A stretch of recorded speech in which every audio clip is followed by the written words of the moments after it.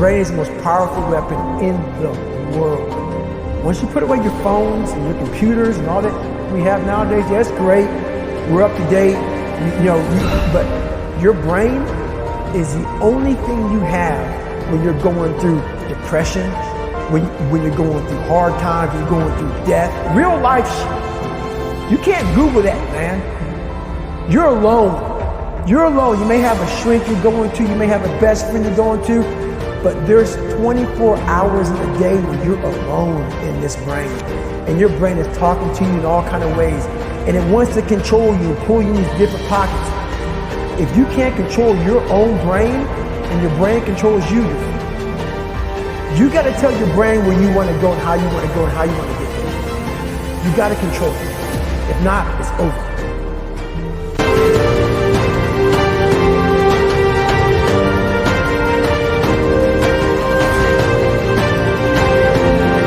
Working on something and you put everything you have in it and it doesn't work out, you lose your money and other people's money. It's hard. It was rough when I lost my job and I could not find a job. It was humiliating and embarrassing, borrowing money, and then I couldn't pay the money back when I told them I would. That's rough. How people look at you, how they respond to you. It's very hard. It's humiliating.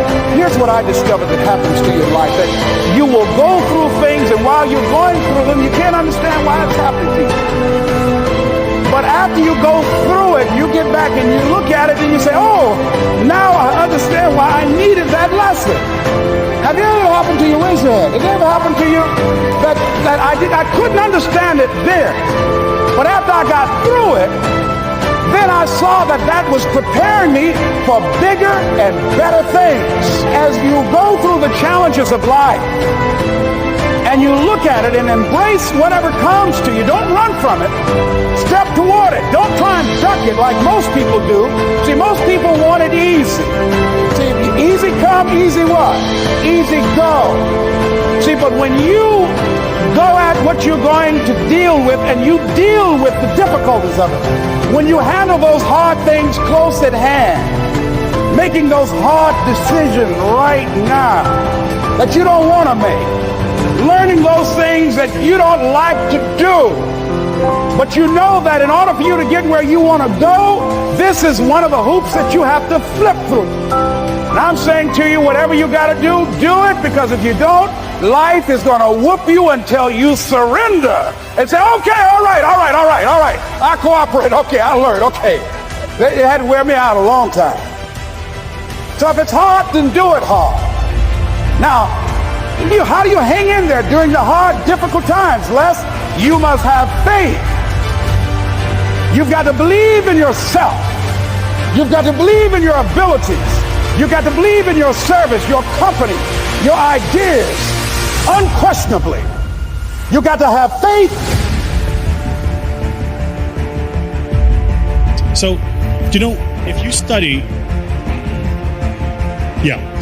you study people who are at the pinnacle of anything, you recognize that to get there, motivation was maybe 1% of the formula. Maybe 1%. I'll prove it to you. If you want to become a world-class bodybuilder, say an IFBB pro, what that takes is you have to train twice a day, 6 days a week. You have to have 8 meals a day. Your calorie intake is regimented. Your meals are pre-planned and pre-cooked. You don't eat according to taste, you eat according to function. So my trainer, for instance, will eat and I'm going, what are you eating? And he's having he'll have chicken that was boiled without salt. And he'll have like half a kilo of it.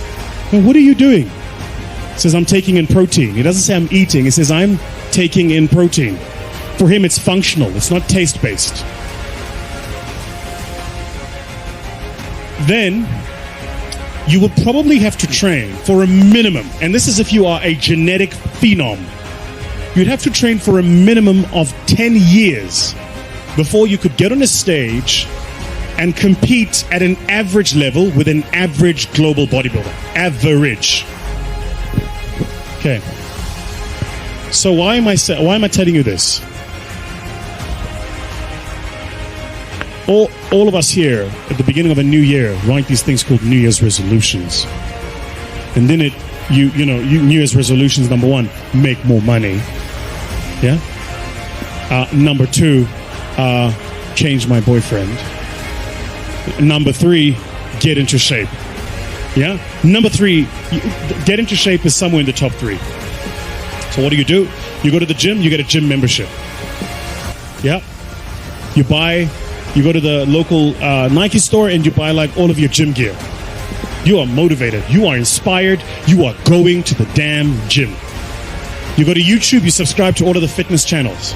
You go to your Instagram, you follow all of the fitness models. You are motivated. You are going to the damn gym. You're going to get in shape. That's what you're going to do. The people you're following on YouTube have been working on for a minimum of 5 years to look like that. So you have the incorrect understanding that after a month of working out, you're going to look like them.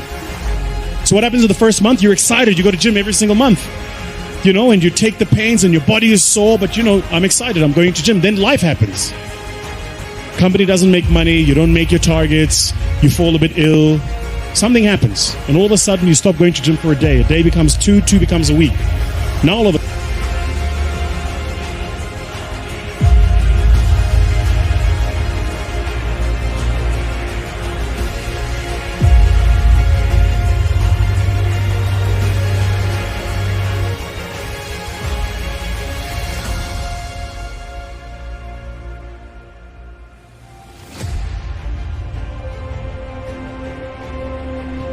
you don't make your targets, you fall a bit ill, something happens, and all of a sudden you stop going to gym for a day becomes two becomes a week.